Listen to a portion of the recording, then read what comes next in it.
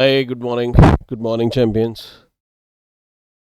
Welcome to the session. ये नया session हमारा है, आपको पता ही चल रहा है। ये फ्री सीरीज़ है पॉलिटी की, जिसपे हम कवर करेंगे कॉम्प्रिहेंसिवली सारा सिलेबस यूपीएससी पीएससीज का। ठीक है, और जहाँ पे भी पॉलिटी यूज़ होती है उन सारे एग्ज़ाम्स का। या ये हमारा इसी सीरीज में छठा लेक्चर है। ये मैंने जानबूझ के आधे आधे घंटे के लेक्चर्स बनाए हैं गाइस, सो दैट आप फोकस कर पाओ। ठीक है, मैं जैसे ही हमारे टॉपिक्स रेगुलर टॉपिक स्टार्ट होंगे, जैसे प्रियम्बल है, तो प्रियम्बल नॉर्मली अगर आप देखोगे ऑफलाइन क्लासेस में 2 घंटे में ख़त्म कर दिया जाता है। तो हम प्रियम्बल तरीके से समझेंगे, कॉम्प्रिहेंसिवली समझेंगे, क्योंकि प्रियम्बल जो है बहुत इंपॉर्टेंट है आपके लिए, समझना बहुत इंपॉर्टेंट है ना। सो ठीक है, हम उसी हिसाब से प्रियम्बल को करेंगे एटलीस्ट। मतलब मैं कोशिश करूंगा कि एटलीस्ट कम से कम 2-3 क्लासेस में तो हो जाए। ठीक है, और ये जो वीडियोस हैं इनसे आपका थोड़ा सा रिदम बन जाएगा, कोर्स के साथ थोड़ा सब्जेक्ट समझ आएगा। ठीक है, जब सब्जेक्ट समझ आएगा आप इसको इम्प्लीमेंट कर पाओगे। जब हमने जो फ्री सीरीज हमने जब स्टार्ट करी थी, मैंने बोला था आपको कि ये नॉर्मली हिस्ट्री के टॉपिक हैं, जो हिस्टोरिकल अंडरपिनिंग है ना, ये नॉर्मली हिस्ट्री के टॉपिक हैं, लेकिन फिर भी हम पॉलिटी में पढ़ते हैं। क्या रीज़न है पढ़ने का, है ना। तो अगर आप देखोगे जो अंडरलाइनिंग कॉन्सेप्ट्स है ना, मतलब बेसमेंट जो है, इसको हम बोलते हैं नींव, जो हम बोलते हैं, जिसको हम बेसिक चीज़ें हैं ना, तो हमें बहुत सारी चीज़ें दिखाई देती हैं। हिस्टोरिकल अंडरपिनिंग वाले जो टॉपिक्स हैं, बहुत सारे जो एक्ट्स आए थे, उनमें अगर आप देखोगे तो बहुत सारी चीज़ें आपको दिखेंगी जो अभी मॉडर्न कॉन्स्टिट्यूशन में आपको दिखती हैं। ठीक है, जैसे सेपरेशन ऑफ पावर्स हो गए। सेपरेशन ऑफ पावर्स अगर आप देखोगे, सबसे पहले क्या हुआ था जब कॉन्फ्लिक्ट होना स्टार्ट हो गया था, हमने ये चीज़ देखी कि अगर हम पावर्स को, किसी भी इंस्टीट्यूशन की पावर को अगर आप डिफाइन नहीं करोगे, उसकी टेरिटरी आप डिफाइन नहीं करोगे, नहीं बताओगे कि भाई साहब तुम कर क्या सकते हो और क्या नहीं कर सकते हो, तो झगड़े होंगे, लड़ाइयाँ होंगी, है ना। वही हुआ जब रेगुलेटिंग एक्ट में गवर्नर की एग्जीक्यूटिव काउंसिल बनी और सुप्रीम कोर्ट बनाया गया। ना सुप्रीम कोर्ट को पता था वो क्या कर सकता है। ठीक है, उसको भी लगा, ओ भाई साहब मैं तो खुदा हूँ, मैं सब कुछ कर सकता हूँ। सिमिलरली एग्जीक्यूटिव काउंसिल को लग रहा था वो तो सर्वे सर्वा है, उनके ऊपर कोई भी नहीं है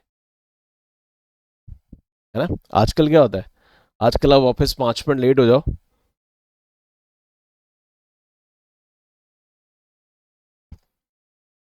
आपका बॉस आपको छठे मिनट पे कॉल कर देता है। अभी इतनी कम्युनिकेशन कम्युनिकेशन की क्रांति हो गई है, वीडियो कॉल, ये कॉल, वो कॉल, है ना। उस टाइम पे लेटर्स चलते थे। ठीक है, तो अब इंग्लैंड में बैठा हुआ अगर कोई है, उसको अगर रेगुलेट करना है इंडिया में बैठे हुए किसी बंदे को, बहुत डिफिकल्ट रहेगा।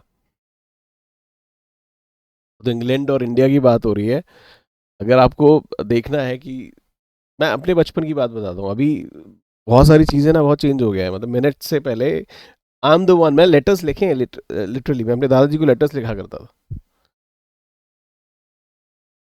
ठीक है, और लेटर्स, अगर आज कोई इंसिडेंट होता है ना, राइट, तो आपको पता लगता था 1-1.5 हफ्ते बाद। मेरे पापा जो थे, मेरे फादर जो है, वो आर्मी में थे। ठीक है, और आप लोगों को पता है आर्मी की जो पोस्टिंग होती है वो दूर दराज क्षेत्रों में होती है। ठीक है, तो हमें लेटर मिलने में भी 1-1.5 हफ्ता लग जाता था। मेरे आई आई स्टिल रिमेम्बर, मेरी जो परदादी थी उनकी डेथ हो गई। ठीक है, और परदादी की डेथ हो गई, हमें लेटर भेजा गया था। लेटर क्या, वो तार टाइप कुछ भेजा गया था, और उसमें भी 3 दिन लगे। ठीक है, जब हमें मिला उसके बाद हम लोग चले, राइट, तब भी मतलब चौथे का टाइम हो चुका था ऑलरेडी। ठीक है, और मैं बहुत पुरानी बात नहीं बता रहा, I am talking about, I think ये शायद 94-95 के आसपास की बात बता रहा हूँ। मतलब इतना है कि मुझे समझ थी, थोड़ा सा और पुरानी होगी, 91-92 की होगी। तो ये है कि मुझे अच्छी तरह से याद है क्या हुआ था। समझ रहे हो। तो मेरे कहने का मतलब ये है कि इंग्लैंड में अगर कोई क्राउन है, इंग्लैंड में बैठा हुआ क्राउन है, वो उसको रेगुलेट करना है इंडिया के अंदर बैठे हुए किसी बंदे को, बहुत डिफिकल्ट हो जाता है। ठीक है, अब रेगुलेट कर रहे हैं वो क्या बना के, कानून बना के, एक्ट्स बना के, राइट। तो आपको अंदाजा हो गया होगा कि कानून के अंदर कितनी ताकत होती है। ठीक है, आप जो मर्जी करें, आप मतलब अथा अकूत संपत्ति जिसको बोलते हैं ना, जमा कर लें, है ना। लोग पता नहीं क्या क्या करते हैं। क्या, कानून की ताकत इतनी होती है कि एक दिन शाम को एक सज्जन आएंगे और रात को 8 बजे आके टीवी पे बोलेंगे, और आपका जितना भी अकूत धन संपत्ति आपने जैसे भी अर्जित किया है ना, जैसे भी आपने कलेक्ट किया है, वो सबके पूरा का पूरा जो धन संपत्ति, धन मतलब जो भी धन था, उसका धनिया बिखर जाएगा, वो कूड़ा हो जाएगा। नेक्स्ट डे आपको मिलेंगे भाई, नदियों में नोट तैर तैर रहे थे, बोरी में भर के किसी अकाउंट में 4 करोड़ रुपए पहुंच गए। सो बहुत सारे ऐसे इंसिडेंट आपने देखे होंगे ना, लोग लाइनों में खड़े थे, है ना, कुछ लोग तो पॉकेट भी दिखा रहे थे, फटी हुई पॉकेट है मेरी। ठीक है, सो कानून की वो ताकत है। तो जैसे हम रोज ही ना कुछ मांगते हैं, राइट। मतलब ऐसे कहीं जा रहे हो और अचानक से रोड पे पड़े हुए पैसे मिल जाएं, है ना, कल से चीज़ें चेंज हो जाएंगी, एक्सेट्रा एक्सेट्रा, ये सपने देखते हैं। तो अगली बार अगर जब आप प्रे कर रहे हो इतने, कहते हैं ना, जब सच्चे दिल से श्रद्धा के साथ जब कुछ मांगा जाता है तो भगवान पूरा कर देते हैं। ठीक है, तो अगर बाई चांस आपकी श्रद्धा इस लेवल तक पहुंच जाती है कि भगवान जी प्रसन्न प्रसन्न हो जाते हैं, रब प्रसन्न हो जाते हैं और वो आते हैं, है ना, बच्चा बता क्या मांग रहा है, तू बता तेरी रजा क्या है। ठीक है, तो बोलना प्रभु जी, तो प्रभु जी मुझे और कुछ नहीं चाहिए, मुझे बस कानून बनाने की ताकत दे दीजिए, ऐसे वैसे मत मांग लेना। और जोक्स आदि पर, सो आगे चलते हैं। ने रेगुलेटिंग एक्ट कर लिया। कैसे रेगुलेट करने की कोशिश हुई थी, यहाँ से सेंट्रलाइजेशन होने की कोशिश हुई है। सेंट्रलाइजेशन क्यों इंपॉर्टेंट है, मैंने आपको उस दिन भी बताया था कि सेंट्रलाइजेशन से अथॉरिटी बढ़ती है, समझ रहे हो। फॉर एग्जांपल अगर मान लेते हैं आज, लेट्स सपोज किसी मतलब किसी फैमिली के अंदर मान लेते हैं 10 लोग हैं। मैं आपको एक छोटी सी कहानी समझाता हूँ और आपको समझ आएगा कि मैं बोलना क्या चाह रहा हूँ। एक फैमिली है, उसमें 2 बच्चे हैं, पेरेंट्स हैं, है ना। उनको जाना है छुट्टी पे, उनको जाना है छुट्टी पे, मतलब छुट्टियां काटने हॉलीडे पे जाना है, राइट। तो बच्चे बोलते हैं डिज्नी जाना है, वाइफ बोलती नहीं डिज्नी विज्नी जानी है यार, मुझे शॉपिंग करने जाना है, पेरिस चलते हैं, है ना। और जो फादर होते हैं, हस्बैंड होते हैं, बहुत सारी चीज़ें हम लोग सोचते ही हैं, तो यानी यार एक काम करते हैं, डिज्नी विज्नी या पेरिस वेरिस नहीं जाते, एक काम करते हैं श्रीनगर चलते हैं, राइट। और ये झगड़ा तब तक चलता है कई बार तो ऐसा होता है कि छुट्टियां खत्म हो जाती हैं, जाते कहीं नहीं है, झगड़ा ही चलता रहता है, भाई पेरिस जाना है, फिर कई सारे डेस्टिनेशन चेंज होते रहते हैं, बदलते रहते हैं। यहाँ पे क्या है, तो पावर जो है ना, पावर सेंटर्स बड़े सारे थे, 2 बच्चे भी थे, उनका भी अपना एक से था ना, वाइफ का भी अपना एक से था, और इसी मैटर में अगर पेरेंट्स मतलब ग्रैंड पेरेंट्स आ जाते हैं तो एक नई चीज़ ऐड हो जाती है, ये काम करते हैं, रामेश्वरम चलते हैं या फिर द्वारका चलते हैं, द्वारका गुजरात वाला, उधर चलते हैं, या फिर वैष्णो देवी चलते हैं, कैलाश चलते हैं, right. But if in case इसी सिचुएशन में अगर घर में कुछ इमरजेंसी हो जाती है, घर में अगर कुछ इमरजेंसी हो जाती है, ठीक है, इसके अंदर बच्चे नहीं बोलते काम करते हैं फोर्टिस चलते हैं, या फादर नहीं बोलते कि नहीं जी फोर्टिस नहीं, कैलाश हॉस्पिटल लेके चलते हैं, या फिर स्कॉट लेके चलते हैं। यहाँ डिसीजन लेने वाला एक होता है, इमरजेंसी है, वहाँ पे ऐसे टाइम वेस्ट नहीं करते कि भाई साहब इधर हॉस्पिटल वो हॉस्पिटल, किसी हॉस्पिटल नहीं पहुंचे। मैंने जो आपको एक छोटा सा एग्जांपल दिया, आपको समझ आ गया वो अथॉरिटी जो है, यहाँ पे अथॉरिटी अगर एक बंदे के पास, उसने एक डिसीजन ले लिया भाई साहब ये होना है, पूरा घर का कंट्रोल उसके पास है। तो अगर आप अभी देखोगे हमारे पास ना स्टेट गवर्नमेंट्स हैं, यूपी की गवर्नमेंट है, गुजरात की गवर्नमेंट है, पंजाब की गवर्नमेंट है, हिमाचल की गवर्नमेंट है ना, साउथ की गवर्नमेंट है अलग अलग, राइट। अभी डिसेंट्रलाइज सिस्टम है, अभी हम सबका ख्याल रखने की कोशिश कर रहे हैं, कहने का मतलब ये है कि अभी जो हमारा स्टेट है, भी हमारा जो देश है वो एक वेलफेयर स्टेट है, वो लोगों का भला करना चाहता है। इसीलिए हमारी जो पावर है अभी वो डिसेंट्रलाइज्ड है। कुछ सेंटर के पास है, कुछ स्टेट्स के पास है, यूनियन टेरिटरीज के पास भी कुछ पावर्स हैं, लोकल बॉडीज जो होती हैं उनके पास भी अपनी अपनी पावर्स हैं। ये हमें वेलफेयर करना है। पॉइंट। बट अंग्रेज क्या चाहते थे? अंग्रेज कंट्रोल करना चाहते, अंग्रेज कंट्रोल करना चाहते थे, पहली चीज। इंडिया को कंट्रोल करना चाहते थे। दूसरा, टाउन उस कंपनी को भी कंट्रोल करना चाहता था। अब अगर 10 सेंटर्स रहेंगे तो 10 सेंटर्स को चेक भी तो करना पड़ेगा ना, तो ज़्यादा एफर्ट्स लगेंगे, ज़्यादा लोग लगेंगे, ज़्यादा दिक्कत होगी। अगर चीज़ें सेंट्रलाइज हो जाएंगी तो चेक करने में कम दिक्कत होगी, है ना, रेगुलेट करने में, सब सब कुछ मैनेज करने में सही आसानी रहेगी, राइट। इसीलिए सेंट्रलाइजेशन स्टार्ट हुआ। ठीक है। एक्ट ऑफ सेटलमेंट हमने पढ़ा, 1784 का हमने पिट्स इंडिया एक्ट पढ़ा, उसके बाद 1786 का हमने एक्ट पढ़ा जहाँ पे कॉर्नवालिस जो था भाई साहब, उनको कमांडर बनाया गया था आर्मी का, और साथ में गवर्नर जनरल बनाया गया था। पहले काउंसिल में अलग से गवर्नर जनरल बैठ रहा था, सॉरी कमांडर बैठ रहा था।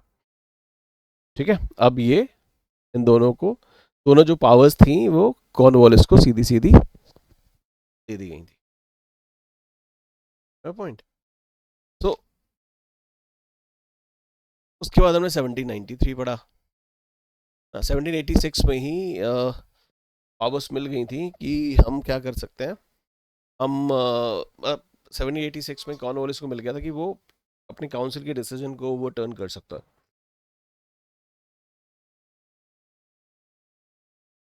तो वो अगर चाहे तो, तब उससे अगर वो इत्तेफाक नहीं रखता तो वो उसको चेंज कर सकता है।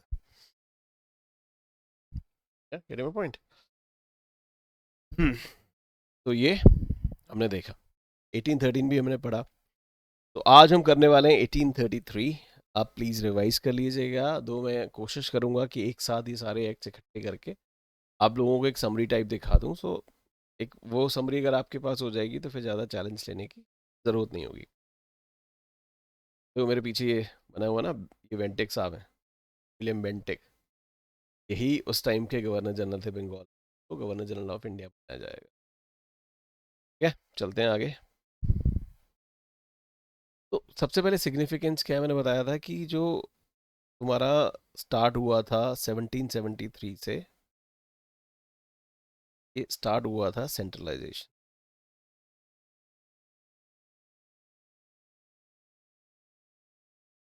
पहला स्टेप था, और ये आपका फाइनल स्टेप। तो यहाँ सेंट्रलाइजेशन पूरा हो गया। के बाद अगर आप देखोगे तो उल्टा होना स्टार्ट हो। ठीक है।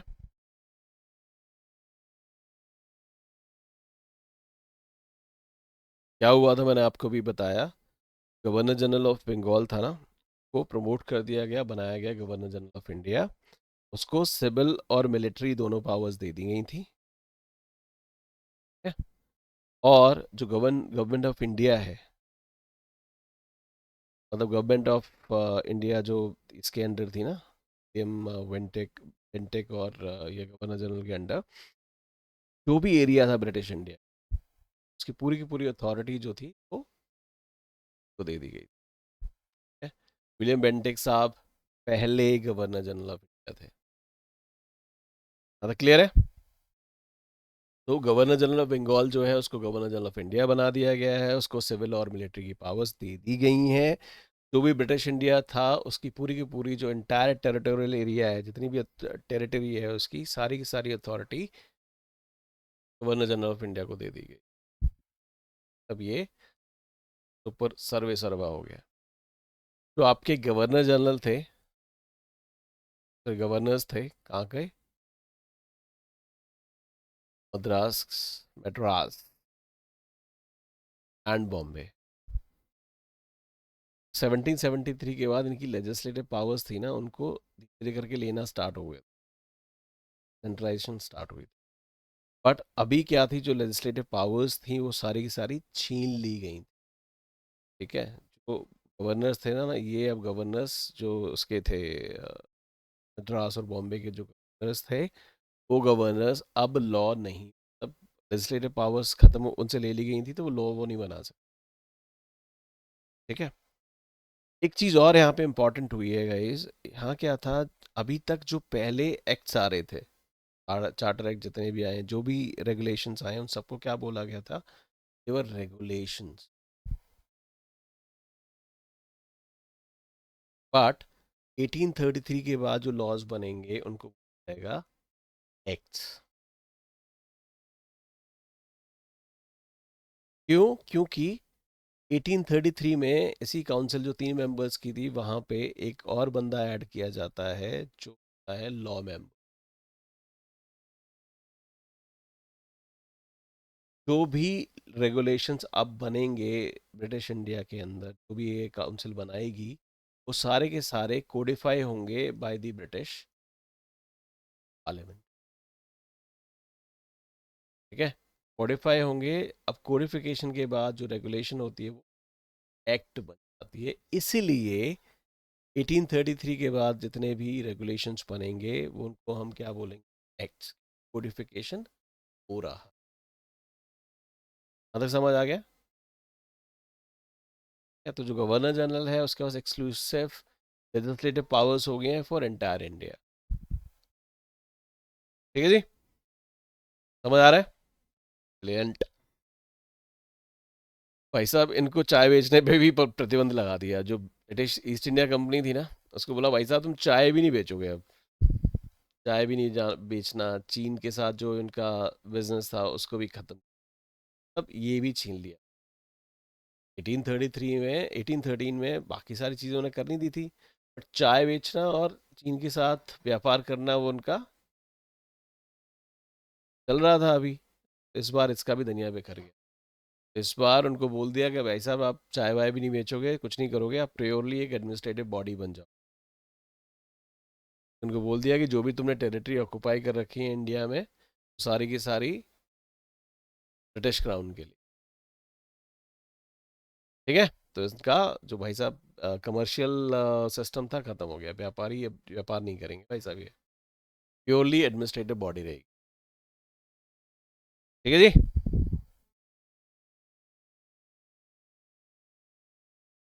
बोले आगे बढ़े। एक चीज़ और इसमें हुई थी, और इसमें इसको साथ साथ पढ़ते हैं। इक्वल, अभी अगर आप पढ़ोगे आर्टिकल 14, इसमें लिखा हुआ है इक्वालिटी। अब इसमें क्या बोला गया था, पेपर्स पे था, तो ये इट वाज ऑन पेपर्स, हुआ नहीं है। फैक्ट में ये लिखा गया था, no Indian citizen was to be denied employment under the company on the basis of religion, colour, birth, descent. मतलब डिस्क्रिमिनेशन नहीं होने का इधर एम्प्लॉयमेंट में कंपनी, और ऐसा बोला गया, बट ऐसा हुआ नहीं है। इसी टर्म पे, सर्च पे क्या किया गया, इस एक्ट में बोला गया कि हम ओपन कंपटीशन करेंगे, यहाँ पे इंडियंस भी पार्ट ले सकते हैं और सिविल सर्विस। लेकिन जो कंपनी के डायरेक्टर्स थे, कोर्ट ऑफ डायरेक्टर्स, उन्होंने कर दिया कामा, ये इम्प्लीमेंट नहीं। बेसिकली होता क्या था, ये ओपन कंपटीशन नहीं था सिविल सर्विसेज का। कोर्ट ऑफ डायरेक्टर्स जो थे रेकमेंड करते थे लोग, उनके रिकमेंडेशन पे ही सिविल सर्विसेज, सिविल सर्वेंट्स जो थे वो इंडिया में बनते थे। ठीक है, तो उन्हें लगा कि भाई साहब अब तो, कहते हैं ना कितने साल हो गए, 1773 के अंदर पहला रेगुलेटिंग एक्ट आता, अब हम आ गए हैं 1833, 33 साल तो इधर हो गए, और 27 साल इधर हो गए, 27 ही हुए ना। 27,000 हो गए, कितने हो गए, 7 3 10, 3 3 5 60 साल हो गए, कंपनी कंट्रोल में ही नहीं आ रही है। कंपनी जब कंट्रोल में नहीं आ रही है, क्राउन को पता लग गया है कि कंपनी कंट्रोल में नहीं आ रही है क्योंकि ब्यूरोक्रेसी जो है वो कंपनी हाथ में है। वो क्या कर रहे हैं, रिकमेंड कर रहे हैं ना। कल को अगर आपको कोई बोल दे भाई साहब कल से आप बगल वाले डिस्ट्रिक्ट के कलेक्टर हो, आप लाइफ टाइम जिंदगी भर आपकी साथ पुश्तें जो है उसका गुणगान गाएंगी। समझ रहे हो ना। तो सिमिलर यही यही हो रहा था, जो कोर्ट ऑफ डायरेक्टर्स थे वो रिकमेंड कर रहे थे सिविल सर्विसेज, सिविल सर्वेंट्स को, और उन्हें नौकरी मिल रही थी। तो क्या करेंगे, वो क्राउन की थोड़ी ना बजाएंगे, वो उनकी बजाएंगे जो उनको रिक्रूट करने में रिकमेंड किया है जिन्होंने। ठीक है। तो क्राउन को ये चीज़ पता लग गई थी, तो उन्होंने क्या कहा कि हम ये ओपन कंपटीशन, अब जब उनको लगा कोर्ट ऑफ डायरेक्टर्स को यार ये तो कहानी बिगड़ रही है, उन्होंने क्या किया, उसको अपोज किया। ठीक है। तो ये भूला जरूर गया था 1833 में कि हम ओपन कंपटीशन करेंगे, बट ये ओपन कंपटीशन हो नहीं पाया। ठीक है जी। यहाँ पे क्या था कि अब यूरोपियंस जो थे इंडिया में आके बस सकते थे, आके बस सकते थे, रिस्ट्रिक्शंस थी सब हटा ली गई थी। यूरोपियंस यहाँ आके प्रॉपर्टी खरीद सकते थे, यहाँ के रह सकते थे। यहाँ पे अब लोगों ने आके बसना शुरू कर दी। अभी किसी एक्ट में ऐसा नहीं हो रहा था, बट यहाँ पे अब ये होना शुरू हो गया। है ना? मैंने अभी बता ही दिया था आपको, कोई भी सिटीजन्स है ना उसको हम डिनाई नहीं करेंगे, मतलब इक्वलिटी देंगे। तो it was on only on papers. ठीक है सर। इसमें एक चीज़ और हुई थी, स्लेवरी के लिए भी लिखा गया था। एडमिनिस्ट्रेशन को बोला गया था स्लेव्स जो है ना, उनको उनके बारे में थोड़ा सा काम करिए, उनकी उनको आप इम्प्रूव करिए और स्लेवरी को ख़त्म करिए। उसके बाद स्लेवरी जो है अराउंड 1843 के आसपास जाके ख़त्म, बोला 1833 में गया था, स्लेवरी एंड हुई है वो। ठीक है। होप आपको ये सेशन जो है वो समझ आया होगा। ठीक है। ये समझ आई होंगी, पसंद आई होंगी। अगर आपको कहीं से भी कुछ कन्फ्यूजन है, आप मुझे टेलीग्राम कर सकते हैं, ये मेरी आईडी है। आप टेलीग्राम चैनल हमारा ज्वाइन कर सकते हैं। चैनल को सब्सक्राइब करना मत भूलिएगा गाइस, क्योंकि हम इस पे पॉलिटी पूरी करेंगे। और इकोनॉमिक्स सी ऑफलाइन के बाद बहुत कम टाइम मिलता है, बट फिर भी कोशिश है कि शायद हम इसमें लीस्ट पॉलिटी के साथ साथ हम इकोनॉमिक्स या फिर ज्योग्राफी का पार्ट डाल पाए। ठीक है। तो आपको यहाँ पे कुछ 1 रुपया भी आपको खर्च नहीं करना है, ये पॉलिटी हम पूरा कोर्स कवर करेंगे इंक्लूडिंग प्रीवियस ईयर्स क्वेश्चंस। तो अभी 2 3 दिन पहले मुझे किसी ने लिखा भी था, I am forgetting the name. उन्होंने बोला था कि प्रीवियस ईयर क्वेश्चंस अगर हो जाते तो बहुत अच्छा रहता। तो जैसे ही हमारा टॉपिक कंप्लीट होगा तो हम प्रीवियस ईयर क्वेश्चंस भी डालेंगे साथ में। कुछ लोगों का ये है कि सर हिंदी में भी कर दीजिए, हिंदी में भी ये सारे एक्ट्स को कवर करें। ठीक है जी। बस ये आप चैनल को सब्सक्राइब कर लीजिए, आप दोस्तों को फॉरवर्ड कर दीजिए जो भी प्रिपरेशन कर रहे हैं। और hope you enjoyed the session. Thank you so much for your time. ध्यान रखो आप अपना। Wonderful day ahead. जय हिंद।